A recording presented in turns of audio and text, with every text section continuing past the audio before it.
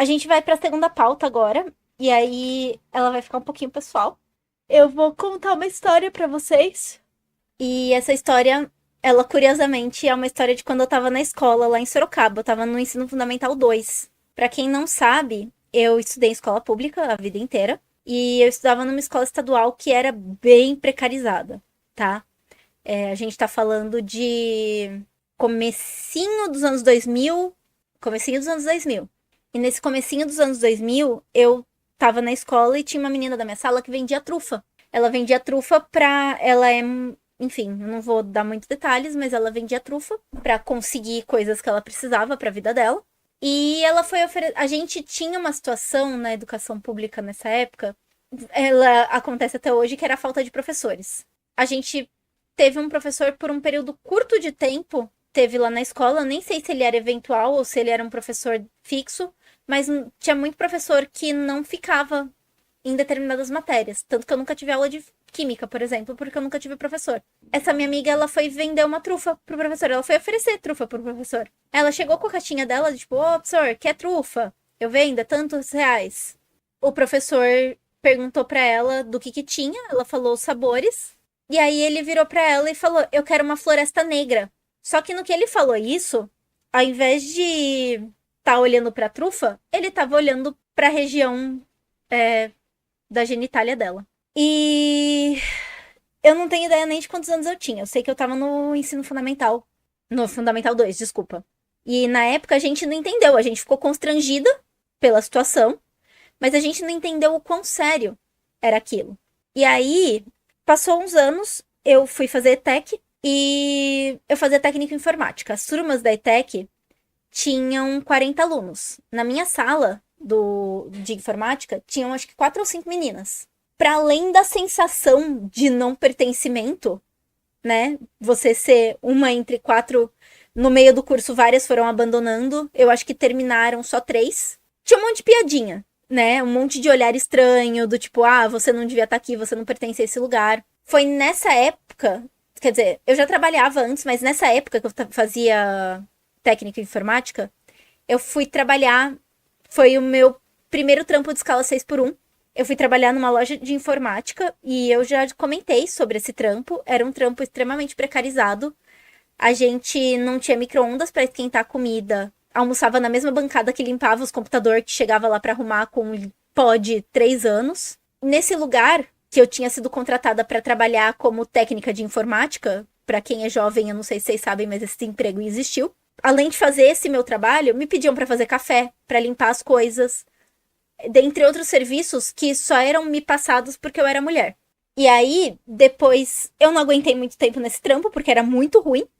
Trabalhar 6x1 era o menor dos problemas nele. Quando eu saí de lá pra ir trabalhar numa escola. E foi a primeira vez que eu trabalhei em escola, e eu adorei trabalhar na escola. Curiosamente, a escola ela era um ambiente que é majoritariamente feminino, né? Então, era um lugar que eu era novinha ainda, mas eu me sentia respeitada. As pessoas, elas me tratavam de uma forma humana mesmo. Meu trabalho, o que era delimitação do meu trabalho, era respeitado. Às vezes as pessoas confundiam coisa, me pediam para arrumar impressora, e aí eu explicava que impressora não é computador, que eu não sei arrumar impressora, mas não de forma desrespeitosa. E eu gostava muito de trabalhar nessa escola. Eu, real, me sentia muito bem trabalhando lá. Eu ganhava mal pra cacete, mas era um lugar que era gostoso, o ambiente era muito bom de se trabalhar. Era uma escola particular, e eu vou explicar um pouquinho do funcionamento dessa escola, né? Era uma escola lá em Sorocaba ainda. Ela tinha 2 sedes. Tinha a sede central e essa outra sede que era que eu trabalhava. E no decorrer do ano, eu ficava sozinha. Eu era a única pessoa do setor de informática que trabalhava nessa outra sede da escola. Lá na sede do centro tinha o chefe do departamento de informática e um outro menino que estudava comigo também, inclusive. E trabalhava lá. E aí, nas férias, a escola, o prédio que eu trabalhava ficou fechado. E a gente tinha que, nas férias escolares, né?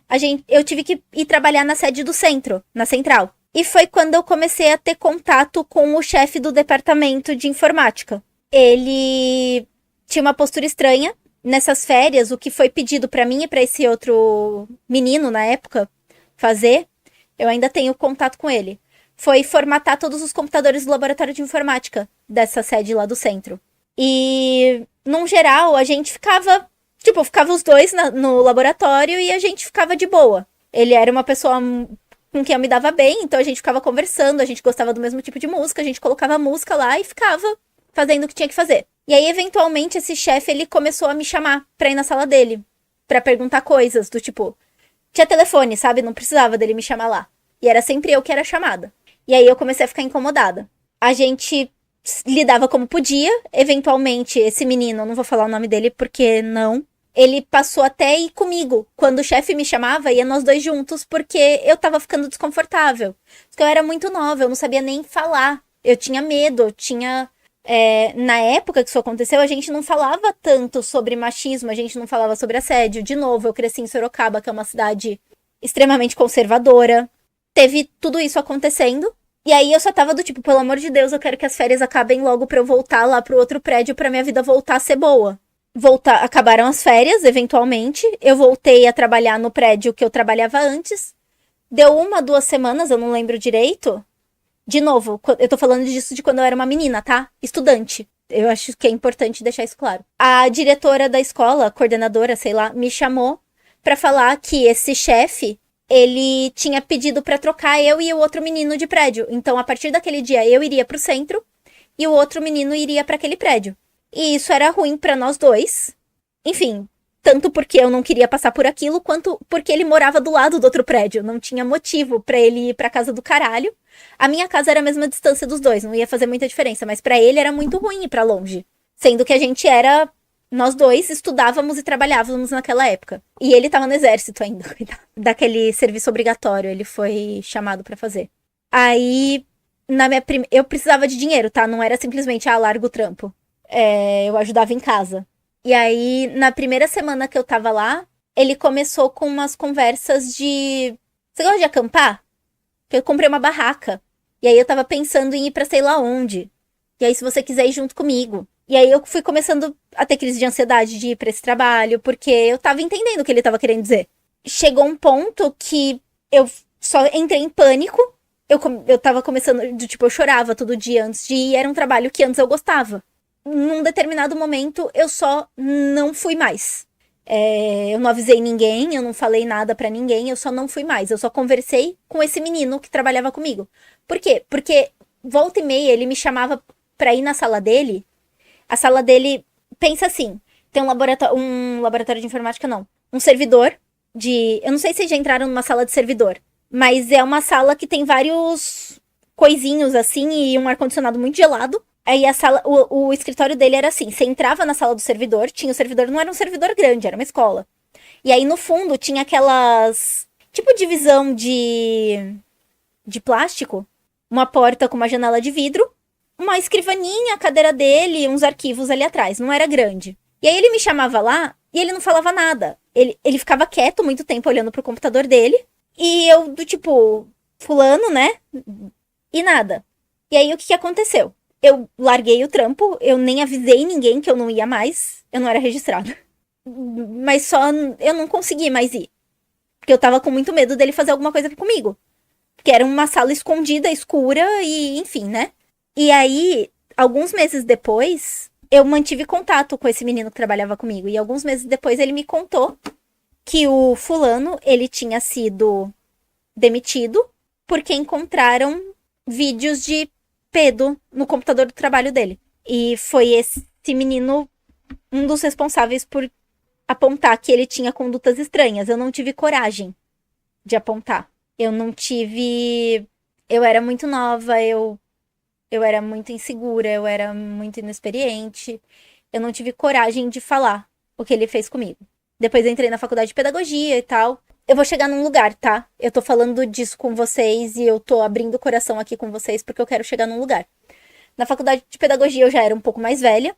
Eu não tive nenhuma situação que me relacionada a mim diretamente. Tinha uma coisa que eu ouvia com muita frequência na faculdade, que é... E isso, a gente tá falando de um curso de humanas, tá? Num campus de humanas, no meu campus só tinha curso de humanas. E a coisa que eu ouvia com muita frequência lá é que pedagogia era a faculdade de esperar marido. E aí eu tô contando isso também pra vocês porque é uma violência muito mais sutil, muito mais subjetiva, mas ela ainda reverbera uma estrutura que tem a ver com esses 2 outros casos que eu contei. Teve uma situação também, enquanto eu tava na faculdade, de um menino que ele era um veterano. Na semana de recepção dos calouros, não foi quando eu era caloura, eu já tava na faculdade há algum tempo. Ele falou pra uma menina que parte do trote era beijar ele, algo do tipo. E assim, ele forçou isso pra menina. Na época eu lembro que rolou uma... A faculdade toda ficou indignada com o que aconteceu, mas eu não lembro se deu algo pra esse cara que fez isso, pra esse veterano que fez isso com a menina. Mas eu sei que ele forçou algo com ela no banheiro da faculdade e tal. E aí eu queria mostrar algo pra vocês, porque eu trouxe essas experiências pessoais minhas, mas eu não quero hoje aqui falar de experiências pessoais. O que eu quero deixar muito claro é que assédio é uma coisa que é real e que tá na vida de todas as mulheres que vocês conhecem. Quem é mulher aqui no chat, eu posso falar com tranquilidade que provavelmente ou já foi vítima ou conhece alguém que foi vítima de algum tipo de assédio em algum momento da vida, mesmo em espaços que a gente acha que são espaços seguros, que são espaços críticos, que são espaços que protegem as mulheres, assédio acontece. E isso acontece até hoje, e isso acontece muito. Falar um pouco para vocês, com vocês hoje, sobre assédio na educação. E aí eu vou começar mostrando para vocês esse site aqui do Metrópolis, que fala sobre assédio desse tipo aqui em campus nas universidades. Esse número 128 não tá aqui por acaso, tá? O Metrópolis fez uma investigação com base na Lei de Acesso à Informação. Eles encontraram documentos que revelam que estudantes, professoras e funcionárias têm sido vítimas constantes de constrangimentos, agressões e até abuso nas universidades e nos institutos federais em todo o Brasil. Essa matéria ela fala só de ensino superior, mas eu garanto para vocês que não é só no ensino superior que isso acontece. E foi por isso que eu fiz questão de trazer alguns relatos pessoais aqui para vocês hoje. A gente tem alguns relatos, eu não vou ler todos eles, mas eles falam de insinuações, inclusive de assédio por grupo de WhatsApp, elogios, do tipo, você não tá na escola para ser elogiada pela sua aparência, em toque, até a ponto de chegar no estupro, tá? E aí, o Metrópolis analisou 128 processos administrativos que foram abertos por estudantes, trabalhadoras universitárias, e fez um levantamento sobre o assédio e condutas de conotação sexual praticadas por professores e servidores públicos nas instituições de ensino, tá? São só instituições federais, então a gente não tem dados de instituições estaduais. A gente não tem dados da educação básica. Eu tô bem, sim. Não é algo que é gostoso de falar, mas a gente precisa falar sobre. E aí vocês vão entender por que eu tô falando que isso acontece. Eles fizeram essas investigações, eles levantaram 266 vítimas e 132 acusados. Ou seja, a gente tem mais de uma vítima para duas vítimas para cada abusador. Esse mapa aqui ele é interessante porque ele mostra uma questão regional, mas o que eu queria que vocês vissem aqui é que existe uma concentração nas regiões nas quais isso acontece. Essa concentração não é porque nesses estados mais homens são abusadores, mas é porque a gente tem mais denúncias. Existem lugares no Brasil onde as pessoas ainda não denunciam. A gente precisa olhar para isso para mostrar que essas coisas elas acontecem e para falar de como elas estão enraizadas na nossa sociedade. Por quê? Porque vocês viram ali dados de denúncias, certo? E já é um número absurdo, já é um número ultrajante, já é um número que não deveria existir, ele deveria ser 0. Mas a gente tem também uma grande subnotificação. A gente só pode imaginar quantas pessoas que passaram por esse tipo de coisa em diversos momentos da vida e que, como eu, não tiveram coragem, não tiveram força, ou foram coagidas a não denunciar. Isso acontece, inclusive, na educação básica. A Fer falou, no ensino em creches e escolas é nojento. Eu não tanquei pesquisar esse material aí, já me deu uma bela bad. Mas precisamos disso para não ficar se enganando que tá tudo bem. Exatamente isso. O que é importante aqui? Quando você é vítima de qualquer tipo de abuso, você tende a ficar fragilizada, principalmente se você tá sozinha ou se você não tá acompanhada de alguém que saiba o que fazer. Porque no caso que eu contei pra vocês, eu não tava exatamente sozinha, mas nós éramos dois adolescentes, a gente não tinha ideia do que a gente podia fazer. E muito abusador se aproveita disso até hoje, desse não saber o que fazer, desse medo de ser julgada, desse medo de a gente tem medo de denunciar e falarem que a gente tá inventando pra ter atenção, porque tem muita gente que fala isso. E aí, eu acho que o pior de tudo que pode acontecer quando você é vítima de abuso é você denunciar e não acontecer nada. É você denunciar e não dar nada. E isso acontece muito. E muito mais do que a gente gostaria. A gente recebeu na Soberana essa semana a denúncia de uma situação que tá acontecendo nesse momento na Unesp de Bauru. De Bauru não, de Franca, desculpa. Um professor, ele foi acusado de assédio contra alunas. Esse professor, ele já tinha um histórico de expressar opiniões fascistas e bolsonaristas com recorrência durante as aulas. E aí, depois da denúncia que elas fizeram de assédio, ele passou a perseguir essas alunas dentro do campus. Essas alunas que estavam lá para estudar, elas foram assediadas. Ao denunciar o abuso, elas foram perseguidas. Elas buscaram o movimento estudantil, elas foram atrás de buscar apoio para lidar com o que estava acontecendo. O movimento estudantil organizou algumas ações para exigir que esse professor não desse mais aula na Unesp, no mínimo. Vocês vejam que estava correndo um processo administrativo contra esse professor e eles só queriam que ele não desse aula. Que as meninas que foram vítimas de abuso e de assédio por parte dele não tivessem que conviver com o abusador delas enquanto elas precisam estudar. Nesse momento, né, enquanto ele ainda estava sendo investigado, ele até passou um tempo fora da universidade, mas depois ele voltou e continuou dando aula. E aí, no que ele continuou dando aula, o movimento estudantil organizou um piquete, um cadeiraço, né, bloquear as salas de aula, para que ele não desse aula.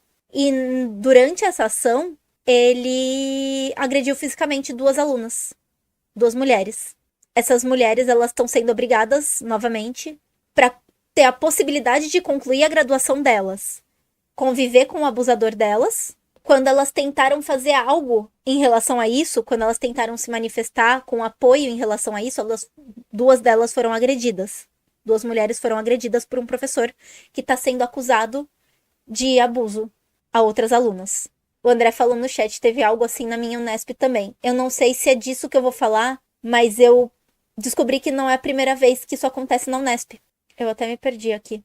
Eu confundi falando que era da Unesp de Bauru, porque isso aqui aconteceu no ano de 2022.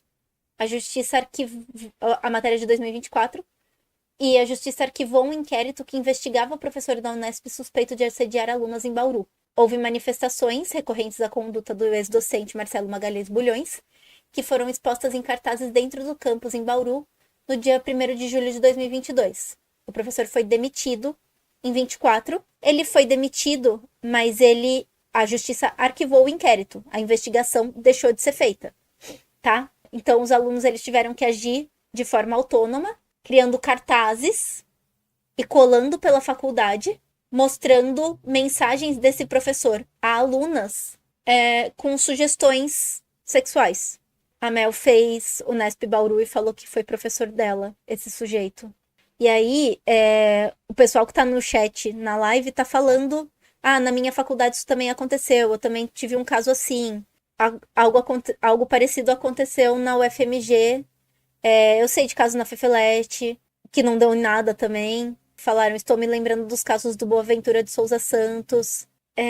Enfim, eu acho que quem assistir esse vídeo, depois o corte, também vai lembrar de um caso de algo que aconteceu. Segundo o Ministério Público, nenhuma das condutas relatadas pelas vítimas justificavam ação penal e não configuravam delitos de assédio ou importunação. Então, vocês imaginam o que é você tá estudando, o teu professor e aí vamos olhar para isso de forma objetiva, tá? Professor e aluno tem uma relação hierárquica. A gente não é anarquista, a gente não acha que vai relação hierárquica do nada, que elas não existem, que elas não devam existir. Professor e aluno têm uma relação hierárquica. Essa relação, ela pode ser respeitosa, mas ela pode não ser.